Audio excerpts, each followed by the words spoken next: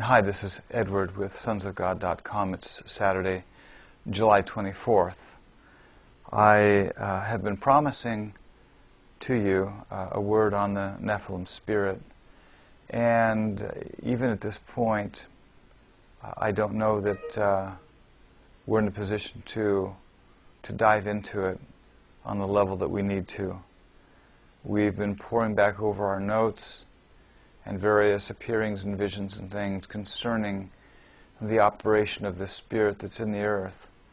But one of the things I wanted to take a brief moment and post is a way to identify exactly the presence of Satan and the presence of the Nephilim spirit.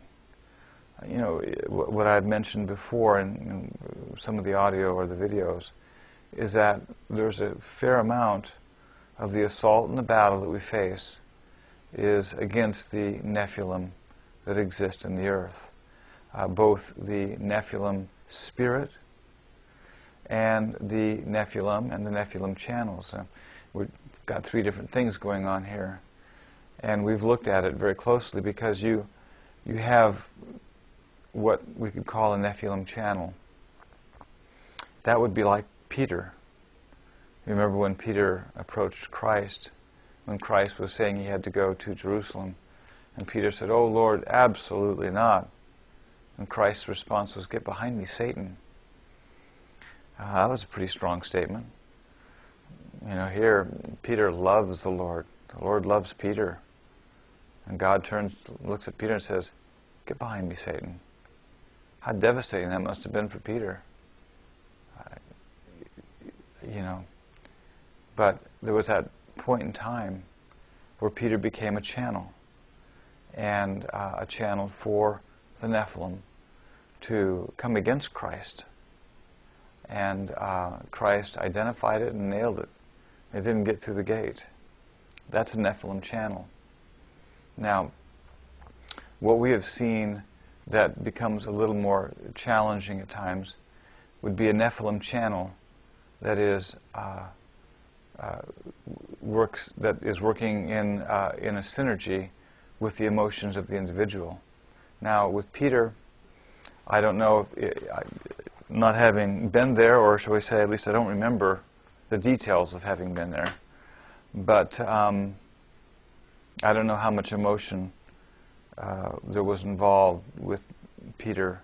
But I do know that the Nephilim spirit is constantly looking for ways to come against the sons of God with one true intent, and that is to destroy the sons before they fully manifest. So what we talk about is if you have an individual who is affiliated with or open to the sources through which the Nephilim spirit flows, and that individual has a great deal of emotion or anger, hostility towards you, the resulting assault can be very, very hard to shake. If you've read any of the New Age books, and when the Lord had us transition from pastoring churches for 30 years, for a season he had us read various things. He didn't want our heads buried in the sand like an ostrich. He wanted us to be aware, okay, I'm going to show you what's going on. And so it was a very interesting time for us. But one of the things that we saw very clearly and is that if you have an individual who is angry with you, there is a certain element of hit or negative energy that you can feel.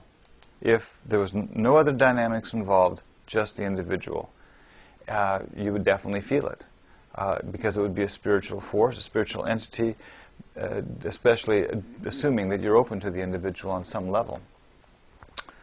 Now, there's a different set of dynamics that happens when that individual is open to the Nephilim spirit directly or indirectly.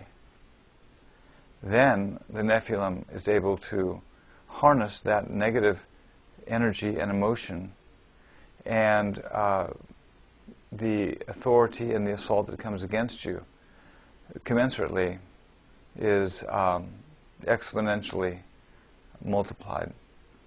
And we have seen that quite a bit. In fact, that's what we deal with quite often, even in a challenging way. And it would behoove us not to go into the details on that. But nevertheless, so we're dealing with a Nephilim channel, and then you're dealing with what we would call a Nephilim.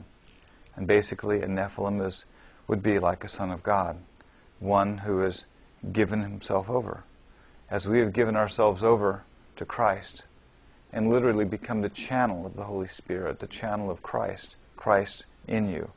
And you say, well, channel, that's kind of a New Age term. You know what, whatever. It just is what it is. We'll say conduit. You're a conduit of the Holy Spirit. The whole drive of what God is doing is God in us, Christ in us, the Godhead in us, moving through us. That is the revelation. You can call it a channel, you can call it a conduit, call it oneness. But nevertheless, that's what Christ is looking for, to move through the sons.